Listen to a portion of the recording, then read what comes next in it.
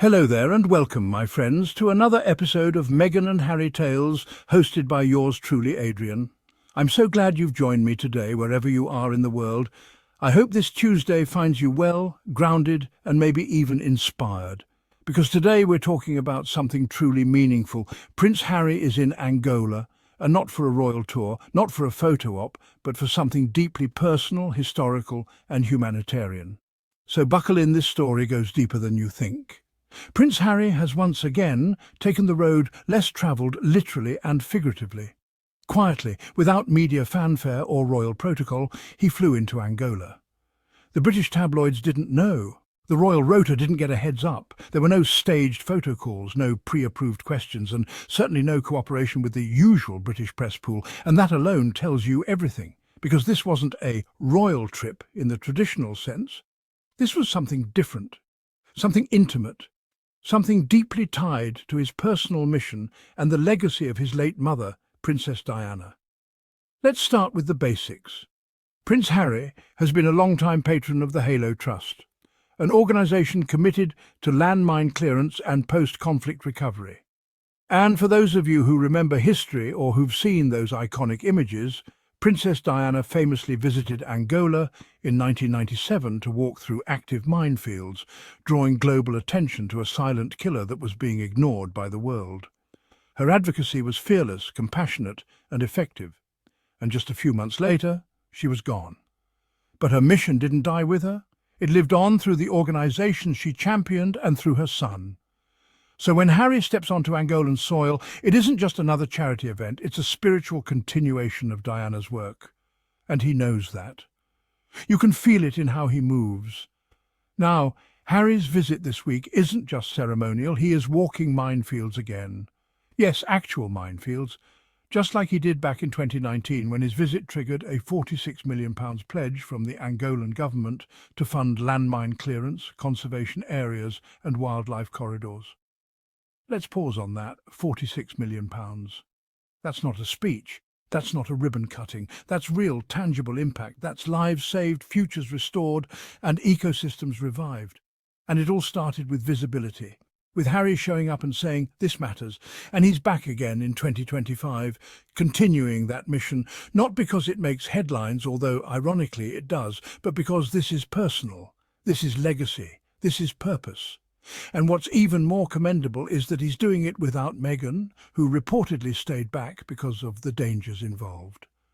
Reports suggest Harry felt the environment, particularly the physical proximity to landmines, was too risky for her. And once again we see the kind of husband Harry is: protective, thoughtful and grounded in his priorities. Meghan is his partner in every sense, but he's not about to put her at risk, no matter how noble the cause. Now let's talk about the elephant in the room, or should I say the tabloids left at the gate. The UK press were reportedly banned from covering this event, not overlooked, not late to the story, banned. And boy did that sting.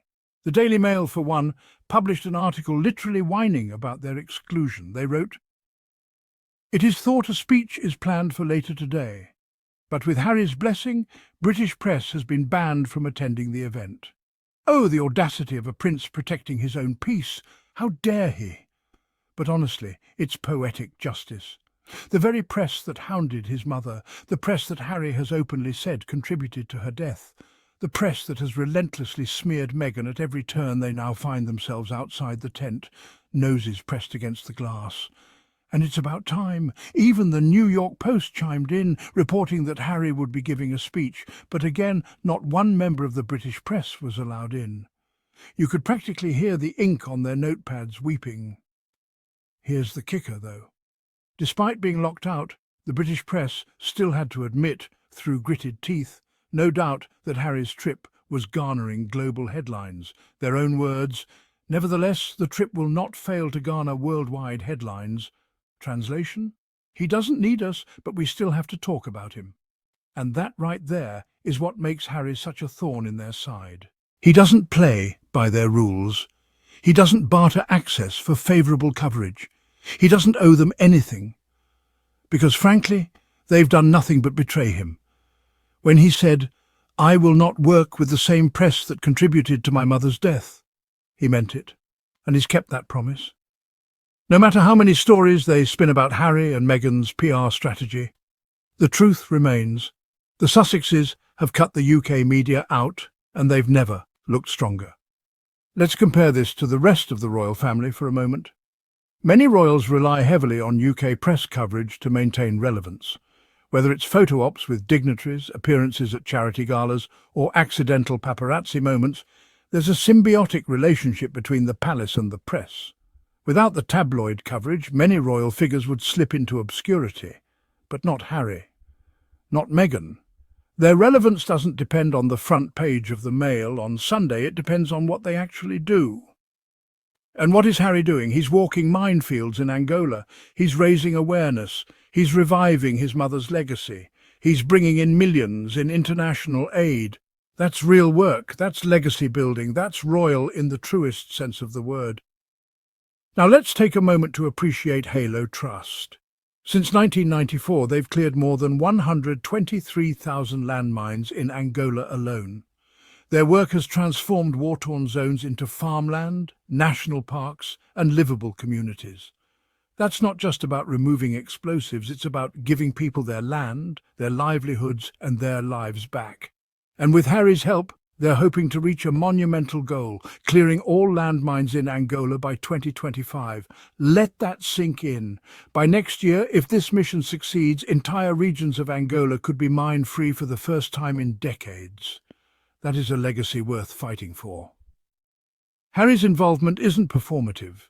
He's not just lending his name, he's lending his presence, his influence, and his energy. He's taking flights into remote regions. He's standing in the heat. He's suiting up and walking the same paths Diana once did. That's not ceremonial, that's transformational. And the impact? It's undeniable. Because when Harry walks, the world watches. Governments pledge money, NGOs get exposure, volunteers feel seen, and most importantly, lives are saved. So of course the British media are angry. Of course they're throwing tantrums because they know deep down that their access is no longer required. Harry's global reach has surpassed theirs, and he did it without palace protection, without tabloid backing, and without sacrificing his values. And yes, Meghan's absence was noted by some. But let's be clear, her staying behind was a strategic and loving decision. Harry reportedly felt the physical danger was too high, and that's perfectly valid. Meghan doesn't need to be in Angola to support her husband. Her support is unwavering, visible in everything they do together. In fact, their ability to operate independently, Harry in Angola, Meghan in California, or wherever her next venture takes her, shows how strong their foundation really is. They don't need to be physically joined at the hip to move forward in sync. That's a power couple. And make no mistake, this trip is already being reported on globally. Not because Harry begged for coverage, not because there was a royal press pack, but because the story matters. The world sees the echo of Diana.